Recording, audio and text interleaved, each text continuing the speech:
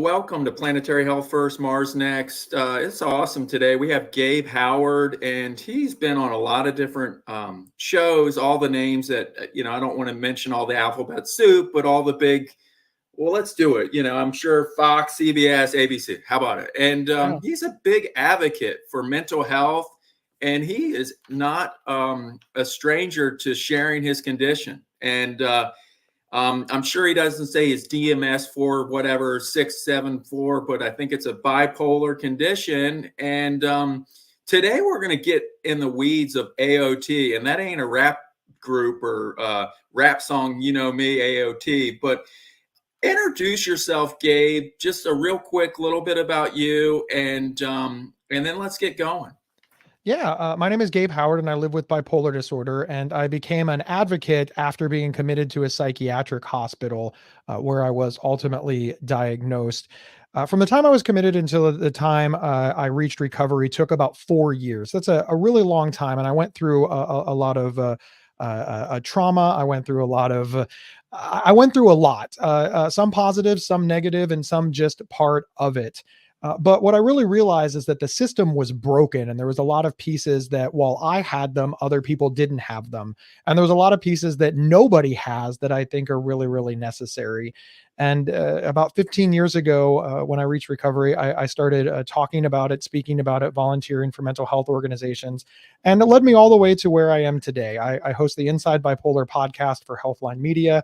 I wrote a book called Mental Illness is I don't know if we can swear on your show, so I'm gonna cover it. Mental Illness is an a-hole.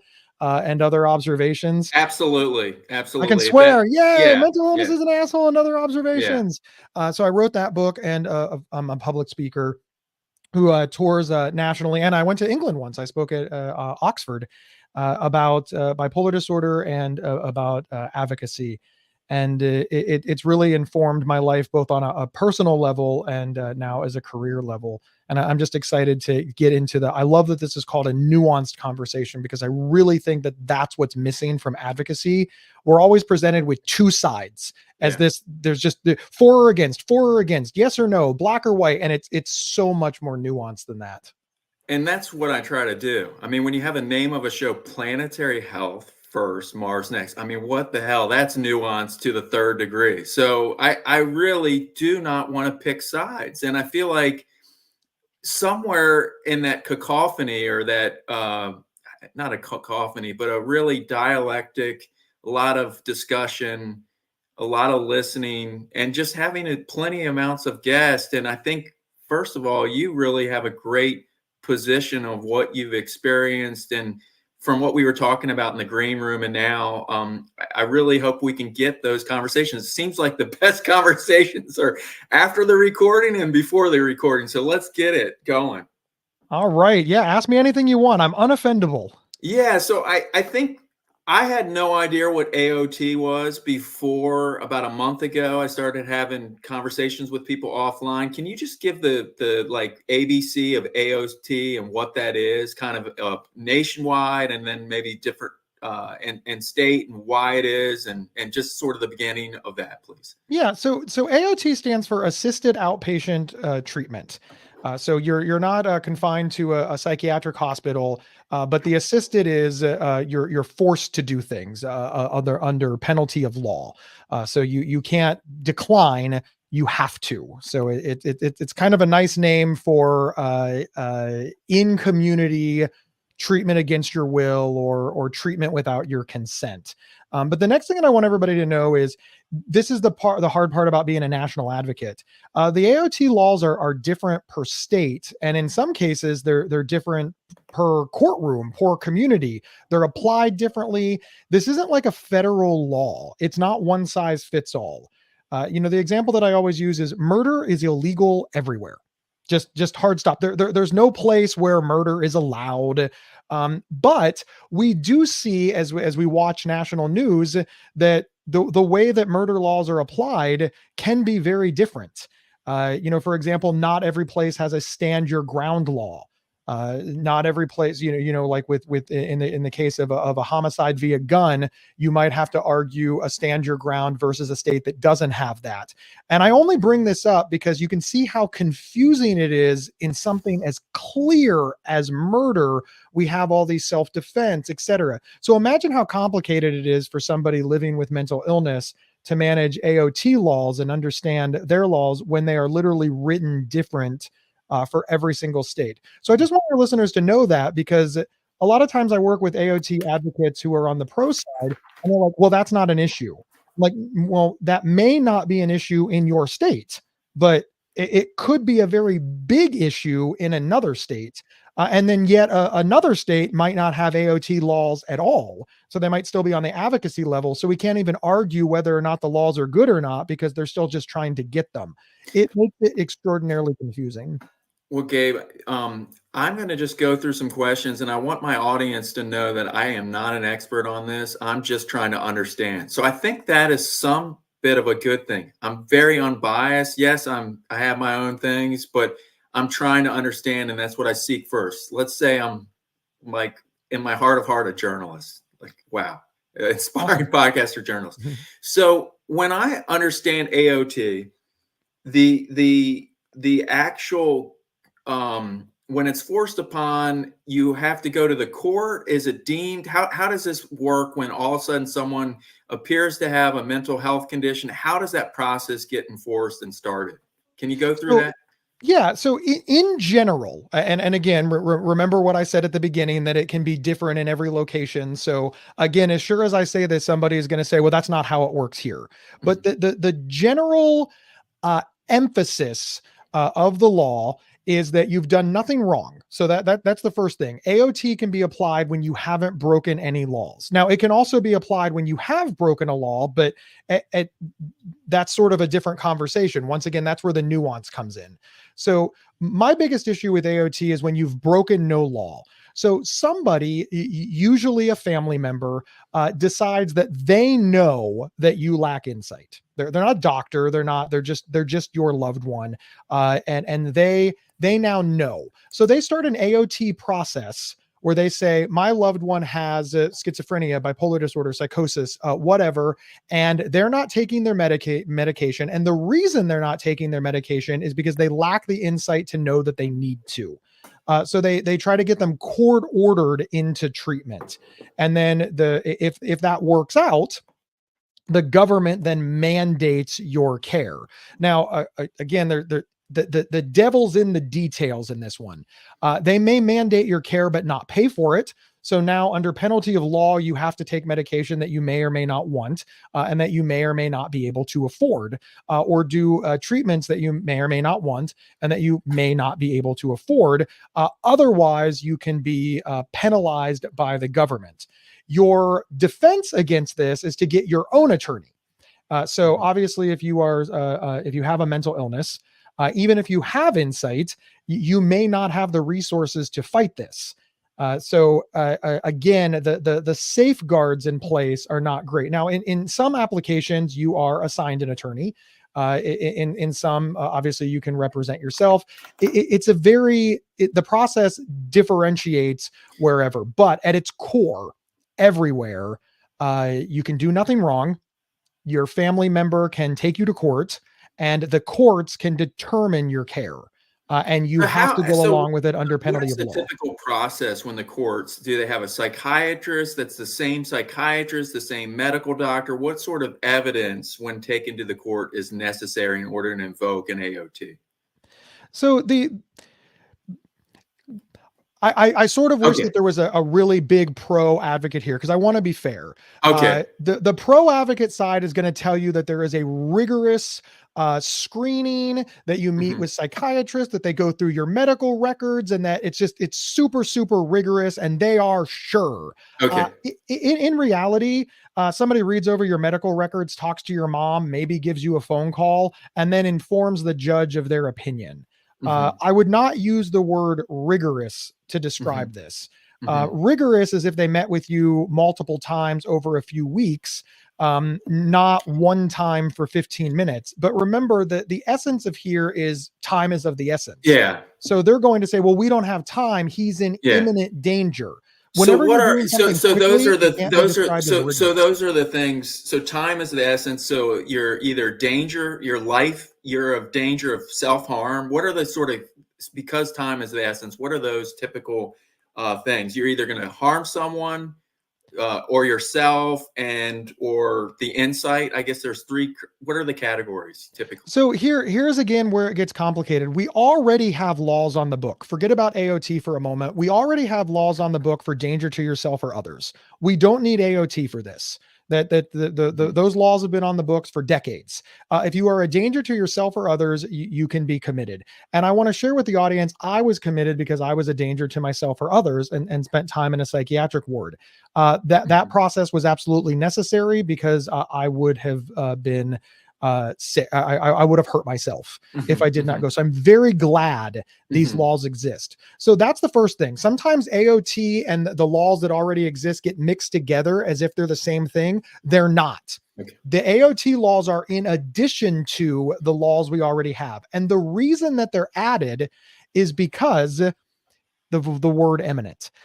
In the laws that we have now and the laws that we've used for decades, you have to be in imminent self-harm or harm to others. You have to be in it. But the AOT laws are like, no. We see him devolving. We see her getting sicker. We know they're going to do it, or we fear they're gonna do it. There's no imminent. Imminent is removed. So now it's, well, they lack the insight to realize they need treatment, so we're going to help them. And it's not completely without merit. Lack of insight is real with bipolar disorder, schizophrenia, psychosis. I'm not trying to determine that it's not. Where we get into trouble is the definition for this is sort of like, we know it when we see it. It's not really, there's no blood test for mental illness. And of course we cannot predict the future. So it sounds like what you would be in favor is if we have some better standardization of a determination for it across the board potentially. And then the other thing when we were talking before you came on live was this can be indefinite. You could be entered into whatever this treatment is, and 5 years later, you're still not meeting all those determinations. Well, it appears that so-and-so isn't improving. It appears that they just need a little more time.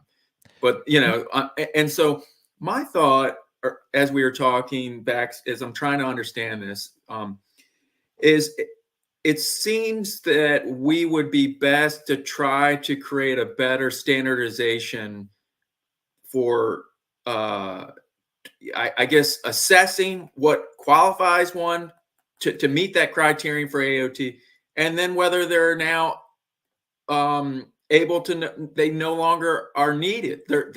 How do people graduate out of AOT? Is there something? They don't. I don't mean to say that they don't, because that's a little bit disingenuous. But let's take the case of Britney Spears. And the reason that I use that case is because Britney Spears is famous. Britney Spears is a millionaire. Did I mention that Britney Spears was famous? Right. And remember how much trouble she had getting away from her father from forced treatment. She was forced into treatment, and it took her years to fight this. Now, people are going to say, well, but she needed it, that's irrelevant to my conversation. The point is that Britney Spears said, I want my day in court. And even with all of her millions, could not get it. Even with all of her fame, this drug on for years. So when you ask what the process is to get out of it, or what hope the rest of us have, the vast majority of people living with mental illness who find themselves in AOT, they start parroting back what they know the people want to hear. They tell the doctors whatever they want to hear. They tell the judge whatever they want to hear.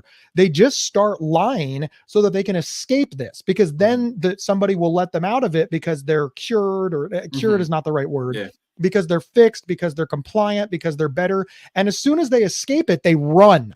They run like hell. They go off all of their medications. They stop all of their treatment, and they never talk to anybody again for fear that they will get caught up in that system again. And then they are worse off. I'm not seeing, and research isn't seeing, people involved in AOT who have long-term success. They see people involved in AOT who have short-term success. But what I'm looking at is that, bipolar disorder, schizophrenia, psychosis, this is a lifetime illness.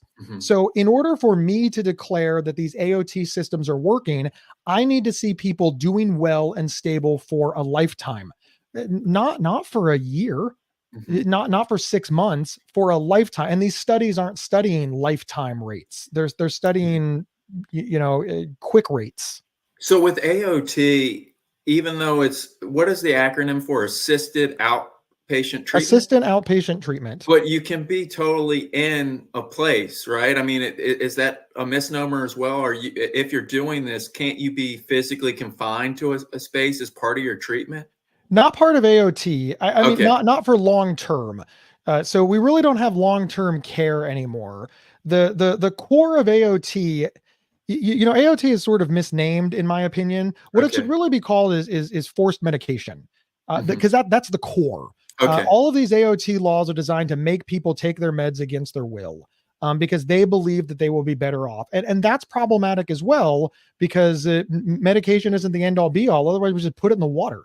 If medication works so well, all these people would immediately get well and there'd be no problem. So the vast majority of AOT is designed to get people to take their medicine who don't want to. So you don't need to be forcibly, contained for that to happen. Otherwise you get into civil commitment, which is, again, laws that are already on the books. And those laws are problematic as well. We're just not talking about them. Well, I feel like at this point, I also would like to highlight kind of what, for families, just general, how you're maintaining yourself. I mean, for you, 2003 is when you're doing really well today. You're an advocate, I imagine. So I would love you to share a little bit about, what you found helpful to you, if you're okay with that. For families, I think the hardest thing is, it seems like it takes 7 years from research with depression to get the right diagnosis with the right treatments. It might even depend on different things, but sounds like yours was an acute event. You were hospitalized, and 20 some years have gone by. Give us a little sense about how you're managing your conditions, any resources that you would recommend to families, that kind of thing, I think would be really helpful. Yeah. So the first thing I want to say is for some reason, when I start talking about, the application of laws, et cetera, and how it's unfair and how forced treatment doesn't work and things like that, the next words that people expect to hear out of my mouth is that I'm treating bipolar disorder with like yoga or nature bathing. And I want to dispel that myth immediately. I take my medications as prescribed. I am under the care of a psychiatrist and a therapist, and have been since diagnosis. So yes, I take pharmaceuticals, right? Actual prescribed, get them from a pharmacy. I see a doctor, a psychiatrist, has all kinds of letters after their name. I see a therapist who has a PhD. And it's cognitive behavioral health therapy. I am not anti-pharma. I'm not, I don't use phrases like big pharma. I'm not anti-psychiatry. I don't say things like they're trying to control our minds. I'm not going to say any of that. But what I will say is that self-directed recovery is something that I really believe in, because it's the only way it can work. Somebody can't follow me around 24/7 and make sure I make the right decisions. Somebody can't follow me around and make sure I take my meds. You could force me for a period of time, but unless you're going to force me for my entire life, eventually I am going to have to take over my own care. And if you have not prepared me to take over my own care, I'm not going to be ready. I was very fortunate. I was in charge of my care from the beginning. Now, again, as I told your audience, I was committed to a psychiatric hospital. That is what started it off. But I was explained the process. I was assigned to doctors. I spent years understanding bipolar disorder, understanding my treatment options. And I was able to go to my doctor and say, look, you put me on X and it's not working. It's caused a sexual side effect. It's caused me to be drowsy. It's caused my mind to slow down too much. It's brought on a mania or depression or altered my moods in a way that I am not happy with. I want a different medication. And that doctor was like, hey, okay, let's find you a different medication. So I had control, I had partnership, I had understanding. All of those things combined, are why I'm living so well. Mhm. But unfortunately, what some people hear is, oh, it was the medication. It was the medication. The medication is why Gabe is living well. He said he takes meds. He's doing well. It's all the meds. It's all of these things. And I think that's a really important nuance that gets missed when I tell my story. Everybody's like, oh, he's med compliant. That's why he's fine. It's Mhm. so much bigger than that. So can you tell us a little bit, like, I know you said your dogs do great, plants do great for us. I mean, seriously, I think there should be a prescription for dogs for health. But um, I don't want to be joking, but there is some element to that. But do you exercise? Do you do any exercise? Have you found benefit in that? Listen, I want to answer your question honestly. I don't exercise. I'm the laziest person I Mhm. know. But it's disingenuous to say there's not benefit in it. I Yeah. definitely feel better when I'm active. I wish I could exercise more. Not could I could if I Mhm. wanted to. Okay. I wish that I did exercise more. I have in the last several years started eating healthier and noticed I'm eating healthier is the key word, not eating healthy. Eating healthier. Mhm. There's just certain foods that almost 50 I can't eat anymore. Okay. And these things make me feel better. At the core, just because I live with bipolar disorder doesn't mean that I don't suffer from the same Mhm. ailments that all humans do. Mhm. If I eat nothing but junk food, I'm going to feel crummy. Yeah. If I eat healthy, I'm going to feel better.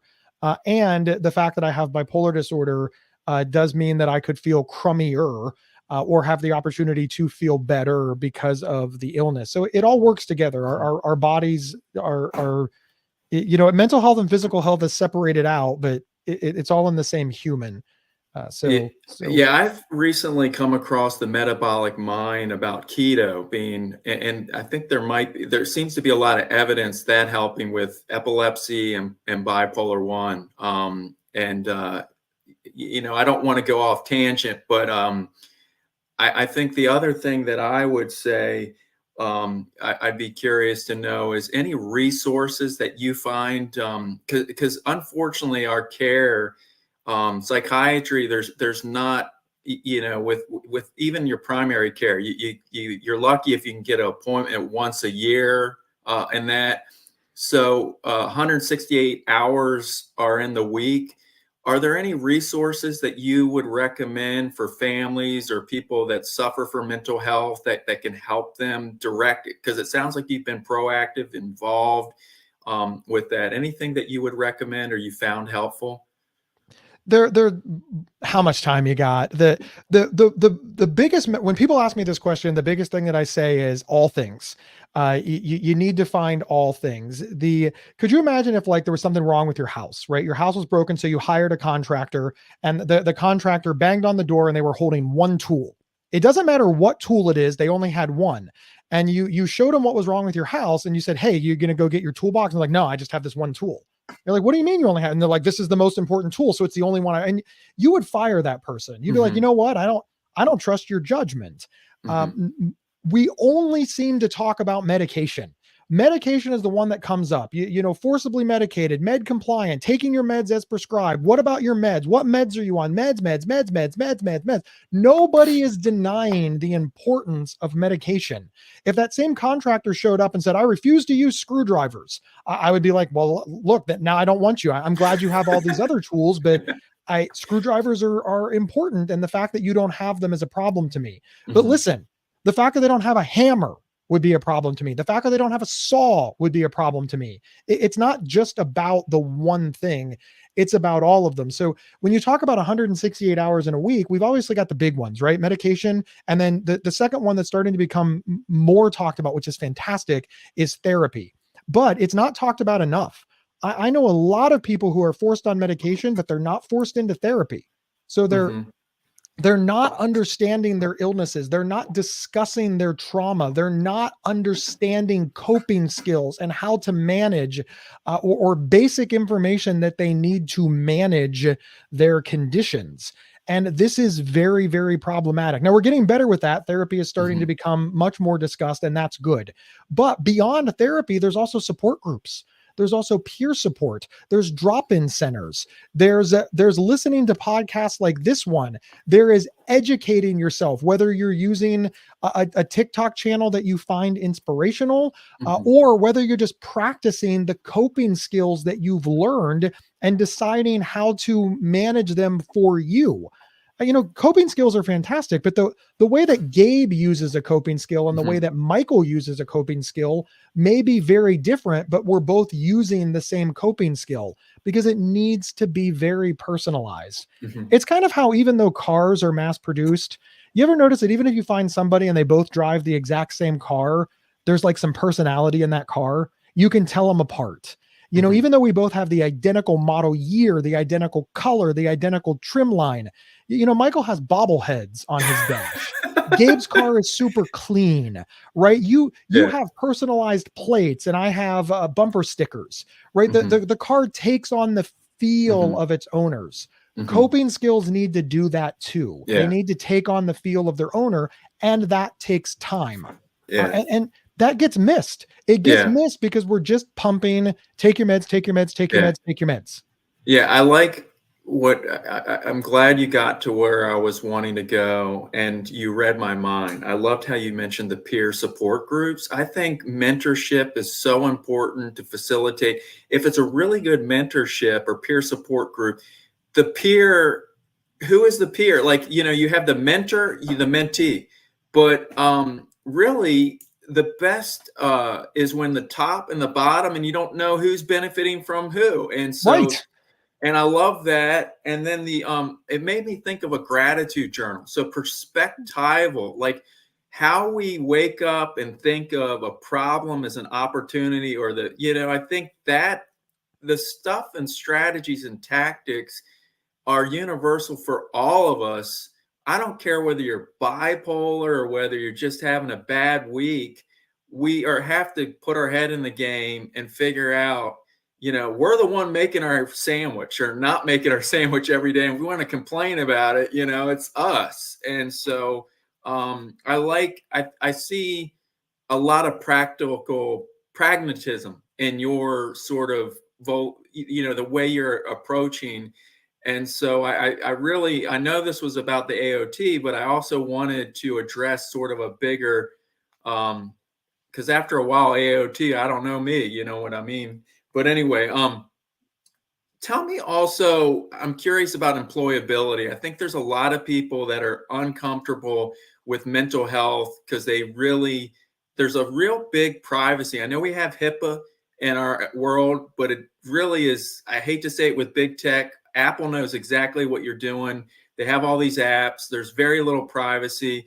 They want you to check off all these things when you're being hired. What do you recommend to other people? And I don't know if obviously you're out there and out front. You probably aren't employed by anyone at this point, but tell others what your thoughts on that if you have a mental condition, or if someone does, should they put it on an application? So this is the hardest question to answer. And I'm going to answer it two ways so that I am completely honest with your audience.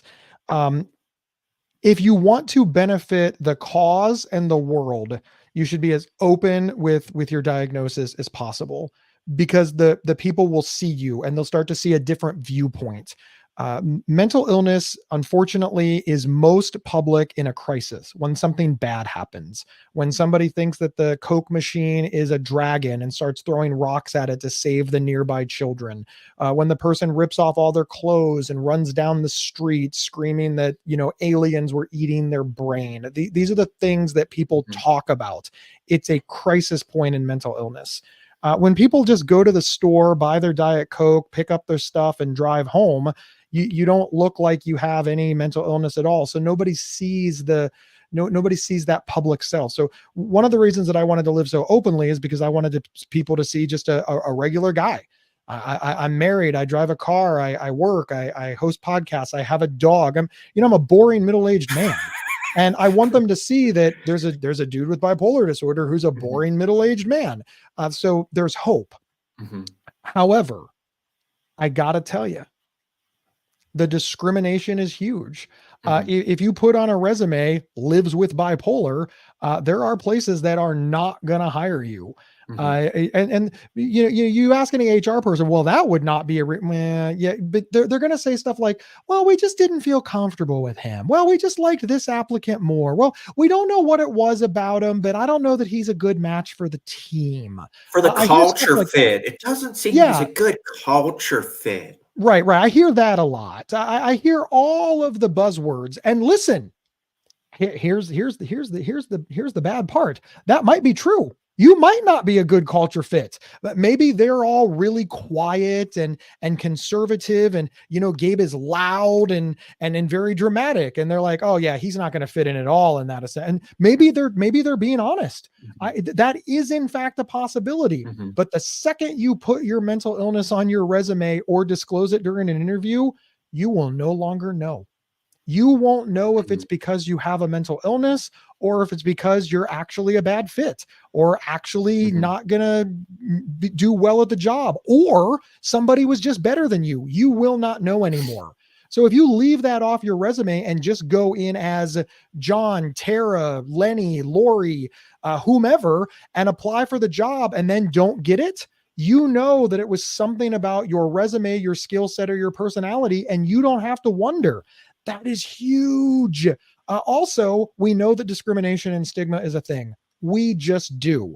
So you might not get the job because of somebody's preconceived beliefs or their bias surrounding people with mental illness. And then, of course, you're not employable. And if you can't get employed, you don't have money.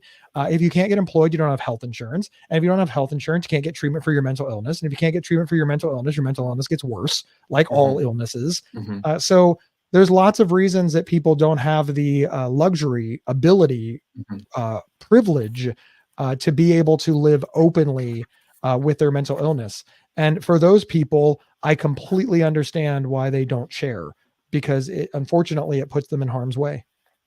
Well, you've obviously, from that experience, you've had a ton of courage to do what you do. How have you been able to be successful doing what you're doing, being right out there in front? Was there a risk when you came to that point in 2004 or whenever it was? You went with boldness. Tell us a little bit about that for our audience, how that was. I mean, you don't have to get into all the finances and all that sort of stuff, but just help us kind of conceive that level of boldness that it took to be where you are today. The first thing I want to say is I would love to say that I got into that initially by being bold, but I actually got into it initially by being stupid. When I was diagnosed in 2003, I was employed. I worked in I worked in IT, information technology. I worked in a network operations center, and it was a good job, paid really well. I had great health insurance, and obviously I was committed to a psychiatric hospital where I was diagnosed with bipolar disorder. They explained it to me. I was put in a program. I was off work for 6 weeks. When I came back and they asked me where I was, I said I was in a psychiatric hospital and I was diagnosed with bipolar disorder. The reason that I told them that is because that was the answer. I wasn't trying to be brave. I wasn't trying to be bold. I wasn't trying to be anything. It just didn't occur to me that I would have to hide. I've always been a very direct person. Obviously, as a public speaker and a podcaster, I'm not shy. And they asked me and I told them the truth. The backlash started relatively quickly. I had a lot of problems, and over the next year, those problems really compounded until ultimately I was terminated from that job. I, of course, am going to say that I was terminated because I lived with bipolar disorder. They're going to say it was some other reason. Depending on who you are and where you are, you can decide. Now, the next job that I got after that, I kept my mouth shut. I learned my lesson. I lied. I did not. I mean, I didn't lie. I just didn't tell them. It's not like they said, Gabe, do you have bipolar disorder? And I said, no. I just didn't disclose. I said, hi, here's my resume. I worked for this company for 5 years, et cetera. And I got a job. And I worked that job until I got sick. And because, again, I didn't want to disclose, I quit the job. And then I got another job. Again, I did not disclose, and I worked that job and until I got sick. And then I quit that job because, again, I didn't want to disclose. And then that repeated itself a few times until I realized that I was also getting healthier. I was in treatment and I was getting better. So I was starting to gain more control and stay at the jobs longer before I was symptomatic, et cetera. But after a while, it was so incredibly depressing to have to lie. And again, it's not a lie because nobody was asking, but just, I would always censor myself, and like I would have a doctor's appointment and I would say, hey, I have a doctor's appointment. It's like, oh, well, you have a lot of doctor's appointments. What are you getting checked out? I have a cavity. Because I didn't want to say I was going to the psychiatrist or the therapist. And, psychiatrists are hard enough to get into. If you try to find one that's only available in the evenings and weekends, forget it. So there was just all of these little problems. And eventually I just got tired of it. So what I did is I started being open about living with bipolar disorder, and I applied for jobs with mental health charities. And that's not exactly accurate. I didn't apply for, I started volunteering for mental health charities. And because I was unemployed, I could volunteer more because I wanted to stay busy. And I got lucky. And one of those charities said, hey, you're really good at this. Do you want a job? And I thought, well, this is perfect. They already know that I live with bipolar disorder, so I can be out. They're a mental health charity, so this is kind of an asset for them. And I stayed there for 3 years. After that, I started growing my speaking and what would ultimately become my podcasting career. And it took me all the way to doing this full time. As a, I'm Healthline owns the podcast and have hired me to host them since they sold to them. Obviously, my speaking career and consulting career is on me. The book is on me. On one hand, when you're self-employed, people are like, "Oh, you have no boss." Well, no, your customers are your bosses. The audience. It is, the audience is your boss. The public is your boss. So it leaves me in that position. But I do consider myself to be an entrepreneur. I'm self-employed, and there are protective factors in that. But there's also all the things that go along with being self-employed. If I can't find a customer, I can't find food. Well, no, I love your story. I mean, you are very articulate. You're a good storyteller. That question was fully answered from the get-go, the beginning, from the ups and downs and how it kind of happened. The other thing I'd love to share or have you share, which I think is so great about you, Gabe, is everyone's a mental health advocate, right? But because their cousin has schizophrenia. I find that so, to me, I think kind of disingenuous. I feel like you can only advocate, but so much. I don't know. I feel like there's very few advocates that are like, I have schizophrenia. I'm a mental health advocate. I'm Gabe. I'm bipolar. I'm an advocate. But I found so many that are advocates, but they're always, it's their cousin or their son or their brother. I don't know. I don't know why. And forgive me for that. But I guess that's really not the question. It's the stigma is so real that I believe half of those are dealing with that, but because of the other factors. I don't know. I think what we have to look into is the key word there is stigma and discrimination, right? Stigma and discrimination permeates everything. So the fact is like, let's just take cancer, just because, it's a really popular and well understood movement, right? So over in cancer, we have the friends and families. We have my cousin, my son, my daughter, my mother, my grandmother has cancer. We have those people, but the people that rise to the top are the survivors. The cancer survivors are in charge of that movement. And then everybody else is their ally and their supporter and their loved ones. And all of those people are well represented and counted as well. In mental health, that has flipped because of the discrimination. It's not that people living with schizophrenia aren't out there. It's not that Gabe Howard living with bipolar disorder isn't out there. It's that the public is much more likely to listen to my mom. Because they have their own discrimination. That you've got all these family members who are out there advocating, and they are doing a yeoman's job. Please, family members, do not go away. Okay. But the public likes them more. The public would rather listen to Gabe's mom than listen to Gabe. Because after all, if you listen to Gabe, you're listening to a crazy man. You're following a crazy guy. You're taking the word of a wacko. But if you listen to Gabe's mom, just we love the trope of the suffering mother defending their child. And I don't mean in bipolar. I don't mean in mental health. I mean, period. This is why Disney kills so many moms, right? Because it's just, it pulls on your heartstrings, right? Disney dramas love to kill parents. I just, because it invokes this very visceral reaction in a person that's like, oh my God. And then we get to the phrase that really just, and this in my opinion is the genesis of all of it. Don't mess with a mama bear. Don't poke a mama bear. Right. So you've got all these moms that are just, they are fighting like mad, and I love them and I want them all to be here. I just wish that society would listen to me more than they would listen to my mother. You know how horrible that is? I am telling you what I need. I am telling you my viewpoint. I am telling you my life experience. And you don't believe me because you want to hear it from my mother. Thank God my mother is there for me. Thank God she is a great advocate. And I'm so thankful for all of these moms. But the stigma and the discrimination is so pervasive that we listen to the people around people with mental illness more so than we listen to people with mental illness. And then finally, and not for nothing, it doesn't help that the vast majority of us hide, which is why earlier when you said, what do you recommend?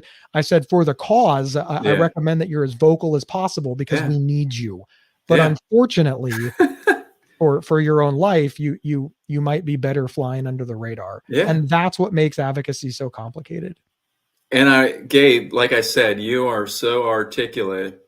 And I think I hate to say it, you got the gift of gab. And I do. That is really, that's a blessing. That's a intrinsic asset that I think has probably allowed you to flourish at what you do. I mean, and sadly enough, not everyone, has that ability as an advocate. I think that's what's allowed you to flourish, because you really articulated, that question that I posed, that the mama bear or the advocate of the cousin that has XYZ, and it now I can see from a optics or a PR, it really makes a lot of sense, because it's too painful when they see up front close someone that might have tardive dyskinesia or whatever, all the different things that come with it, trying to share their experience. And it's too visceral, I guess, as well. I don't know. We really do in mental health. We love to listen to law enforcement. We love to listen to family members. We love to listen to society. We love to listen to doctors. We love to listen to therapists. We're not quite as enamored by the patient voice. Going back to my example, we have cancer survivors. You've never heard of bipolar survivor, right? The best that somebody in my position can hope to do is get their shit together. Right. That's first we were a problem and now we're not. There's no mental illness survivor. Right. There's no word that you were sick and now you're well and now you're the champion. We don't have this in mental health. What we have is that you were a problem and now you're not. And now that you're not, you're normal, you're stereotypical, you're average, you're well. And then we start patting on the backs every other people. It was the medicine. It was the doctor. It was the family support. It was the society. It was AOT. It was therapy. Cancer, the people who live with cancer don't cure themselves. But could you imagine if somebody says, I'm a cancer survivor, and they said, yeah, doctors, woo, your mom works so hard. Everybody would be like, what's wrong with you? Yeah. That man's a cancer survivor. That woman beat cancer. Why are you bringing up the doctors and medicines and pharmaceutical company? Why are you doing that? No, we just have cancer survivor. That's it. That's it. We have cancer survivor. We don't have this in mental health, right? We have to go on the thank you tour. When we get well, we have to praise all of the people around us for helping us, which we should. I want to be clear. We should absolutely do that. but it's the expectation and it's the requirement. And I really think it speaks really deeply to the stigma and discrimination that we have against people with mental illness. And I don't think that the mental health community is willing to grapple with that. And when you talk about nuance, I think the question of why do you expect us to do this is very important. Yeah, I think what you've been sharing, you've really hit home all the different challenges that face this condition versus others.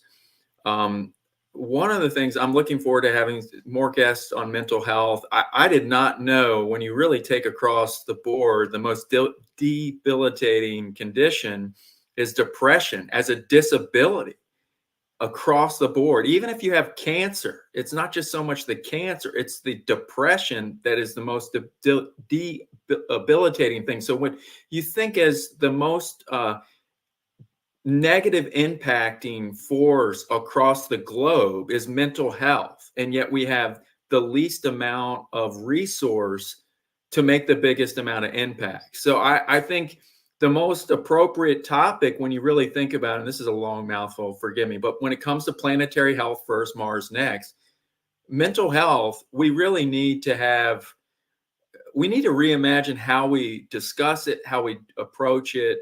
And there's just not enough, investment. And then I've heard, as I've researched a lot of the, once you are in a hospital, the psychiatrists, they lose the ability to treat different things once you've gone through that process. So there is hope. I mean, there's a lot of research that's coming out, and I can see in the next 10 years, we will continue to have better methods. Are you hopeful on this, or where are you feeling about the future of this? I think that the future is bright, but not as bright as people think it is. And I think we are understanding mental health more and more every day. And people are more open to mental health. People are discussing more about mental health, and we're learning more about mental health. And all of those things are good things that are going to get us to the promised land. The problem is there is a difference between mental health and mental illness.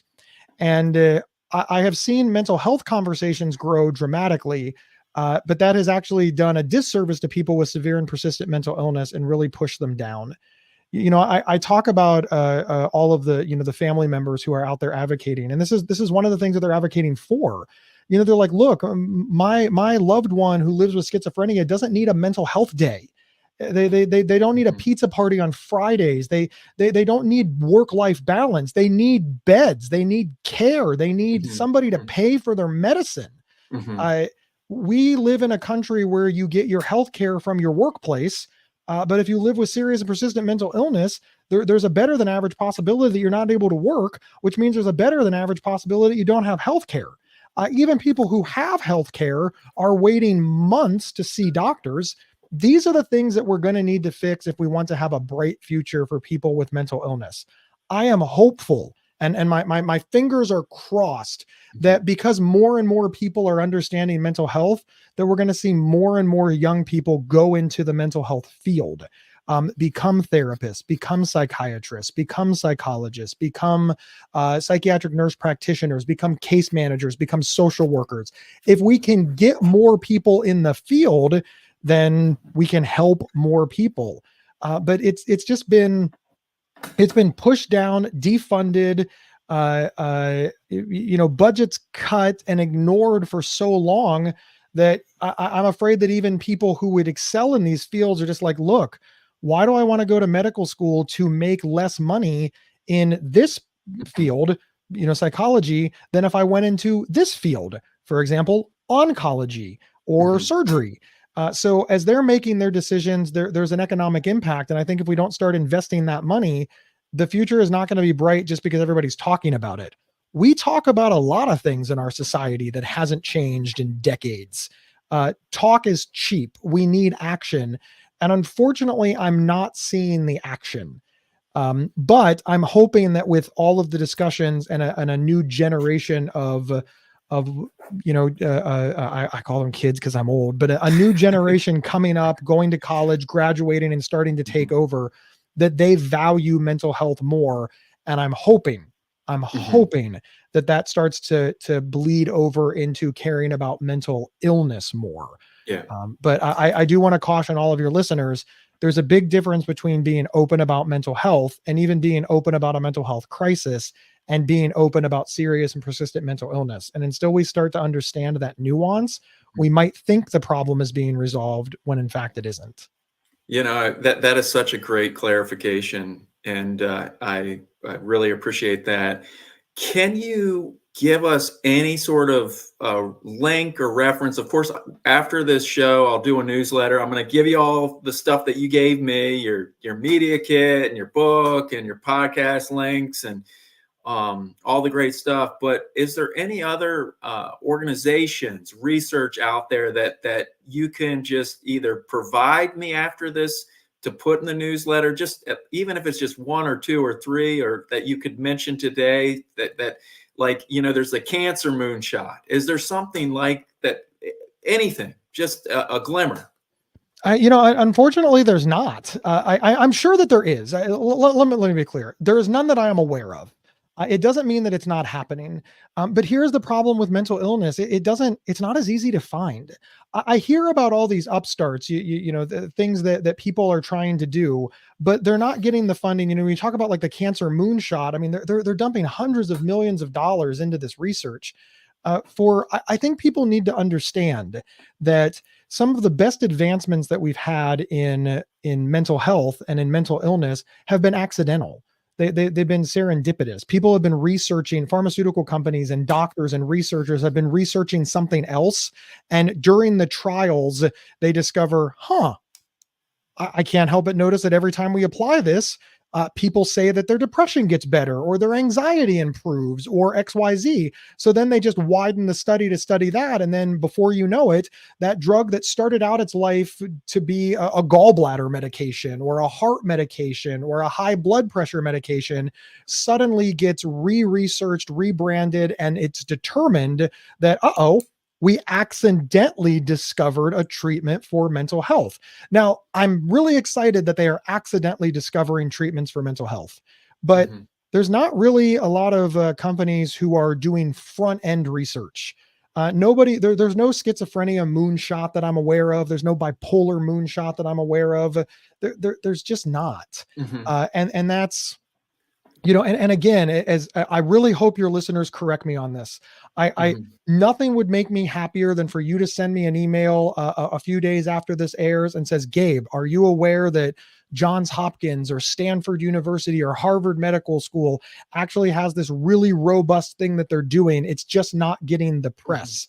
But as far as I know, while there are studies, they are often underfunded.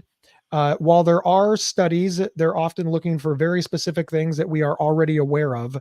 And while there is money, they're often going to fill the huge gaps in the social fabric and the mental health safety net rather than looking for new solutions. And all of those things combined, I don't think I really need to convince your audience that we're just not investing a lot of money into people with mental illness. I think if we dig deep, we really realize, there's a lot more money in other illnesses than there are in mental health and mental illness.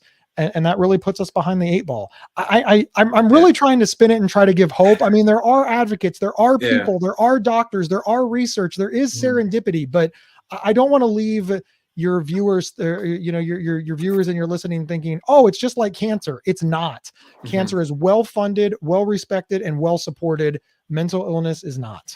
And I sadly want to say, I think the reimbursement, with healthcare, it seems like you follow what gets done is the reimbursement. I mean, the amount of bankruptcy, of course, psychological beds and all those are expensive, but that's a whole nother thing. But the amount of reimbursement or the cost to someone with pancreatic cancer, it's not unconceivable that it could be like $1.8 million spend on a health plan or on a member per year or something. And the other thing is I was told with the Medicare Advantage plans that most people think are 65 and plus, the biggest rapid growing cohort is 42 to 53-year-olds, and that's SSI, Social Security disabled. And I imagine that's the prevalence of mental health. So maybe if you start taking pockets with research, you can say, wait, what if we can do X, Y, Z for that? I think, you know, kind of knowing where there's opportunities, you know, I found that hard to believe. So even within the Medicare Advantage that's growing, you hear 12,000 members a day are entering that, you know, but I didn't realize that a lot of that was because of disabled. Once you're disabled, you can then, you know, join those plans. So anyway, I know we're coming to the end of the show. This has been awesome. I will try to find some information that's hopeful. And if you're out there, please let us know as well. Oh, thank you. Thank you. Thank you so much. You know, I do want to give a shout out to like the DBSA, Depression Bipolar Support Alliance. I'm a huge fan of that organization. Mental Health America. They're another national organization. There's also NAMI, the National Alliance on Mental Illness. And the only reason I bring them up last is because they are pro AOT. And, you know, I feel that they're one of the organizations that should have a more nuanced view of assisted outpatient treatment and really fight harder for people, you know, who get stuck in the system to make sure that those safeguards are in place. And again, NAMI is a huge national organization, and there are statewide organizations, et cetera, who are working very hard to make sure those safeguards are in place. So again, NAMI is a good organization. Just in this one thing, we have a slight disagreement, maybe. But you know, it's always so hard to discuss these things because I swear it's like that old joke. It's like, what's your favorite color? Purple. Mine too. What's your favorite TV show? The Big Bang Theory. Mine too. Who's your favorite band? The Rolling Stones. I like the Beatles. I hate you. And it's just like, we got along so well, but you know, we got in a fight over music or something, and now we can't be friends anymore. Mm-hmm. And when we see kids do this, we roll our eyes. Mm-hmm. We're like, oh, they're so alike, and yet they're mad at each other because they like different boy bands. Or they're mad at each other because they like different actresses or different Marvel characters or whatever. And we just roll our eyes at that's so childish. But I see this in mental health advocacy all the time, where these organizations agree on 98% of the stuff, but there's some law, some advocacy point or something where there's a disagreement. And suddenly they declare themselves bitter enemies. And I'm so sad about that. And I want to do my part to change it. Part of it is acknowledging that we disagree. And part of it is saying that that's okay. Disagreement does not equal disrespect. Cool. Thank you so much, Gabe, for coming on today. Thank you.